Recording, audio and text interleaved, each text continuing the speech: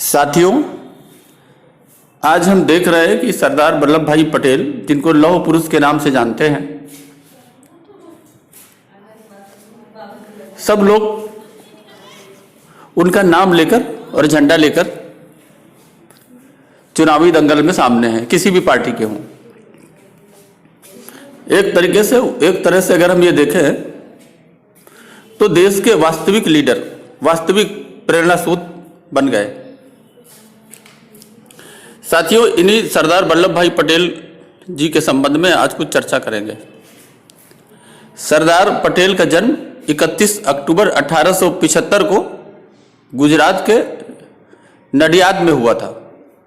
वे खेड़ा जिले के कारसबंद में रहने वाले झावेर भाई और लाडवा पटेल की चौथी संतान थे। 1897 में 22 साल की उम्र में उन्होंने मैट्रिक की परीक्षा उत्तीर्ण की थी। वल्लभ भाई की शादी झबेरबा से हुई थी। पटेल जब सिर्फ 33 साल के थे तब उनकी पत्नी का निधन हो गया था।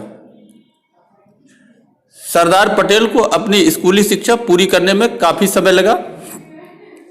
उन्होंने 22 साल की उम्र में 10वीं की परीक्षा पास की। सरदार पटेल का सपना वकील बनने का था। सरदार वल्लभ भाई पटेल की शिक्षा का प्रमुख स्रोत स्वाध्याय था।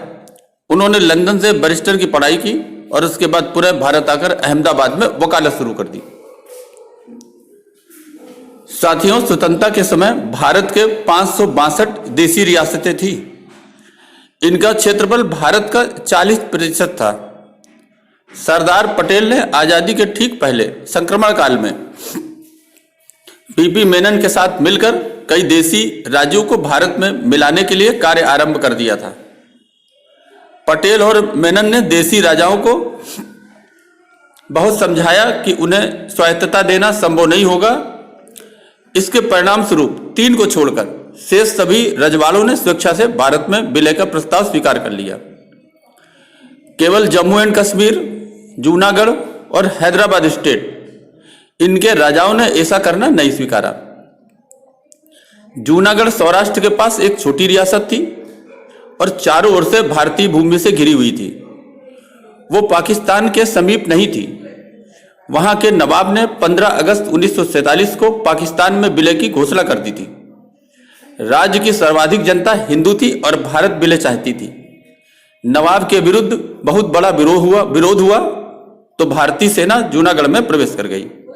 नवाब भागकर पाकिस्तान चला गया और 9 नवंबर 1947 को जूनागढ़ भी भारत में मिल गया।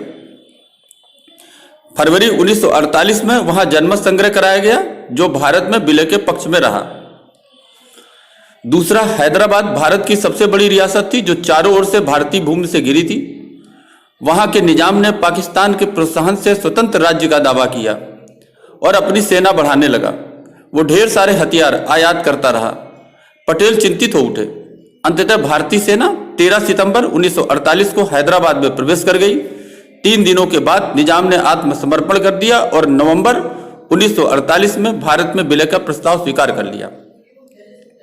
नेहरू ने कश्मीर को यह कहकर अपने पास रख लिया कि यह समस्या एक अंतर्राष्ट्रीय समस्या है। कश्मीर समस्या को संयुक्त राष्ट्र संघ में ले गए और अलगाववादी ताकतों के कारण कश्मीर की समस्या दिनों दिन बढ़ती गई। 5 अगस्त 2019 को प्रधानमंत्री मोदी जी और गृह मंत्री अमित शाह जी के प्रयास से कश्मीर को विशेष राज्य का दर्जा देने वाला अनुच्छेद 370 और 35A समाप्त हुआ। कश्मीर भारत का अभिन्न अंग बन गया और सरदार पटेल का भारत को अखंड बनने का सपना साकार हुआ।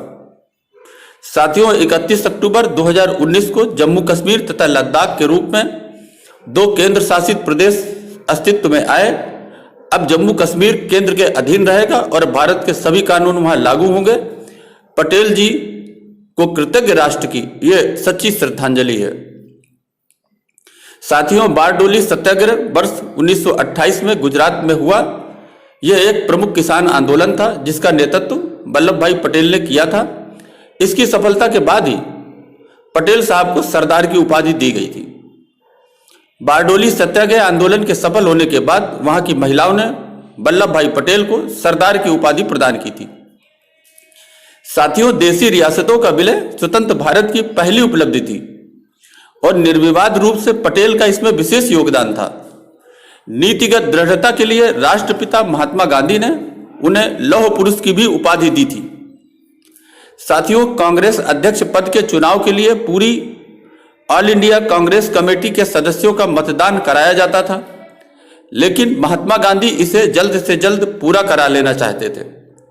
स्वतंत्रता मिलते ही तय हुआ कि केवल प्रदेश कांग्रेस कमेटी के अध्यक्षों के मतदान से ही अगला कांग्रेस अध्यक्ष, जो स्वतंत्र भारत का राष्ट्राध्यक्ष होगा, उसे चुना जाएगा।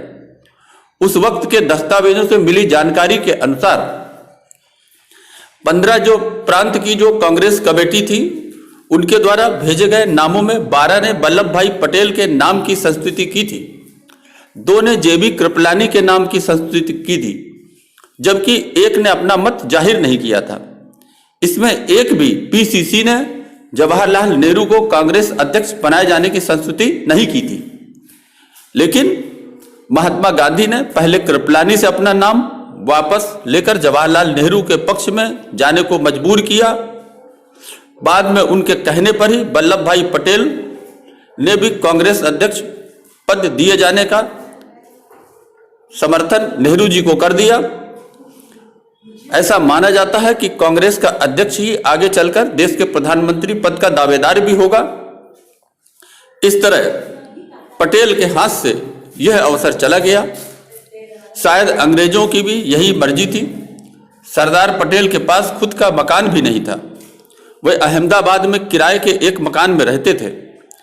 15 दिसंबर 1950 में मुंबई में जब उनका निधन हुआ, तब उनके बैंक खाते में सिर्फ 260 रुपए मौजूद थे। ऐसे थे हमारे महान वल्लभ भाई पटेल, जिनको लौह पुरुष का भी नाम दिया गया। साथियों, अभी के लिए बस इतना ही। धन्यवाद।